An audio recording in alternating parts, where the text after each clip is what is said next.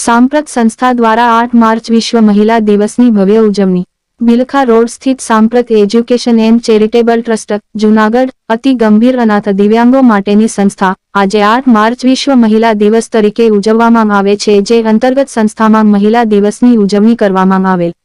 आ कार्यक्रम अंतर्गत संस्थाने हरहमेश कायमी सहयोग आपता प्रतिष्ठित महिलाओનું संस्था द्वारा साल અને પુષ્પગુચ્છ द्वारा सन्मान करवामां आवेल, जेमां संस्थाने कायमी उपयोगी थता अलग अलग महिला मंडळोનું पण सन्मान करवामां आवेल।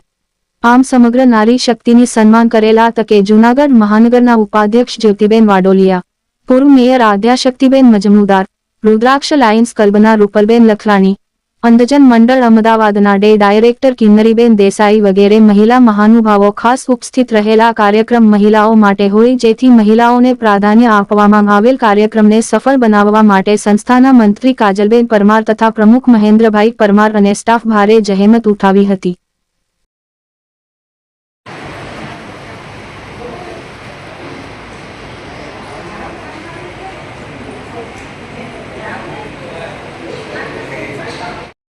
स्टेज पर उपस्थित आप सौ नाना नाना भूलकाओ अने विविध मंडळमांथी आवेला आप सौ અહીં બોલવાનો ટાઈમ જ નથી, કારણ કે આપ સૌ સવારથી આવે છે અને સવારથી આ એક પ્રોગ્રામની અમારા બધાની રાહ જોતા હતા।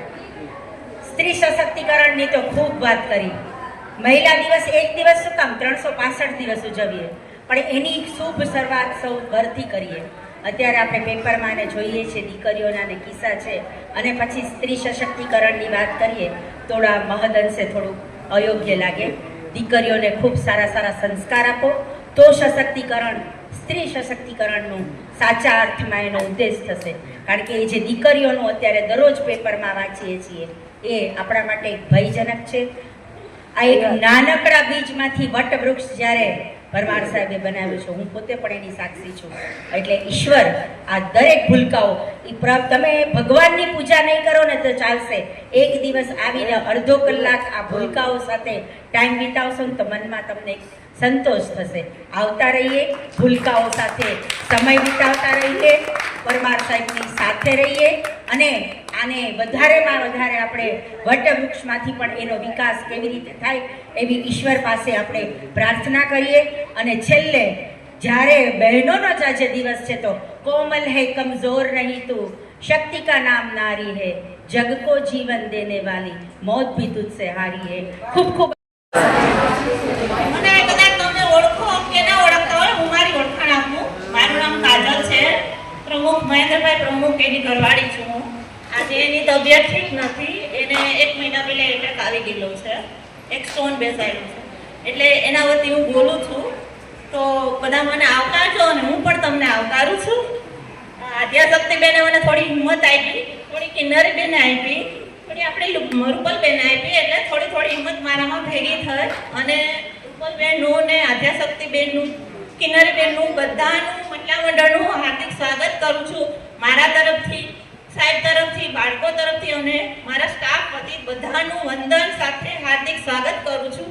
બાકી તો તમે બધા સવારના હેરાન થાવશો, સોરી, બટ તમે આવ્યા એમને ખૂબ મજા આવી અને અવારનવાર તમે આવી રીતે અમને મદદ કરતા રહો છો અને અવારનવાર તમારી લાગણીઓ અમારા બાળકોમાં અને અમને આપતા રહો છો, એ બદલ તમારો ખૂબ ખૂબ આભાર।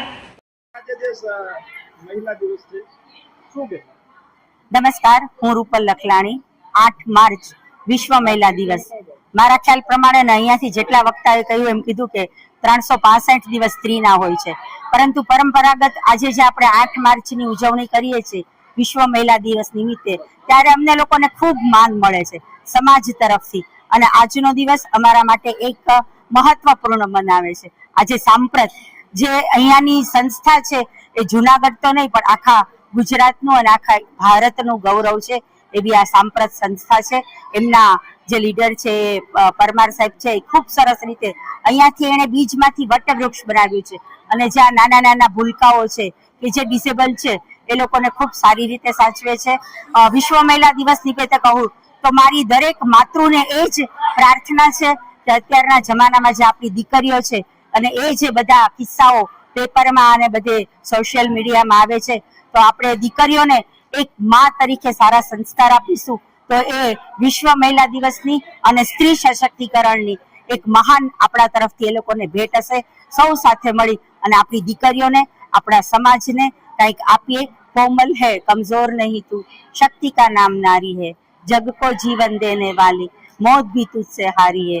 આજના આ વિશ્વ મહિલા દિવસ નિમિત્તે તમામ સ્ત્રીઓને મારા નતમસ્તક પ્રણામ સાથે. અચ્છા, અહીંના બાળકોને તો વર્ષોથી અમે લોકો મળવા આવીએ છીએ. ખરેખર પરમાર સાહેબ અને એનો સ્ટાફ ખૂબ સરસ રીતે સાચવે છે. અડધો કલાક બેઠા તો એમાંથી 10-15 જણાને એને 2-3 વાર નવડાવ્યા હશે. એમના કપડા બગડી જાય છે. એ હસતા મુખે કરવું ને એ ખૂબ અઘરું છે. જુનાગઢની જનતાને મારી એક નમ્ર વિનંતી છે કે જો ઈશ્વરની સેવામાંથી તમે અડધો કલાક ન કરીને અહીંયા આવી અને આ ભૂલકાઓ સાથે સમય ગાળશો તો એ ઈશ્વરની ભક્તિ અને પ્રાર્થના પૂજા કર્યા જેવું હશે. સૌ સાથે મળી અને આ સાંપ્રત એજ્યુકેશન છે એ લોકોને સાથ અને સહકાર આપીએ એવી મારી નમ્ર વિનંતી. Thank you. ભારત માતા કી જય. જય જય ગરવી ગુજરાત.